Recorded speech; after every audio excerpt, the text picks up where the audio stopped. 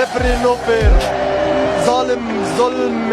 আর্জেন্টিনার দালাল ওরা, রেফারি একটা জালিম। পবিত্র কোরআনের আয়াত হাসবুনাল্লাহু ওয়া নিমাল ওয়াকিল, حسب الله ونعم الوكيل. অর্থাৎ আল্লাহই আমাদের জন্য যথেষ্ট আর তিনিই সর্বোত্তম কর্মবিধায়ক। কতটা কষ্ট পেলে এমনটা বলতে পারেন মিশরের ফুটবলার মোস্তফা জিকো। তিনি আরো বলেন, আমাদের পুরো জাতির স্বপ্ন নষ্ট করেছে রেফারি। আর্জেন্টিনার দালাল ওরা, রেফারি একটা দেশের পুরো পরিশ্রমকে এক নিমিষেই নষ্ট করে দিলেন। ম্যাচের শুরু থেকেই তিনি আমাদের বিরুদ্ধে কাজ করেছেন।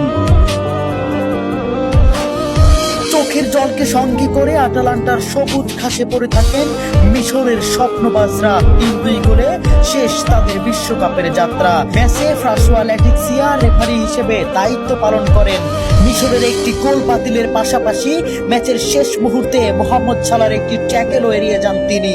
দেখার প্রয়োজনও করেননি VAR। জানিয়ে রীতিমতো তুলপাড় ফুটবল বিশ্ব।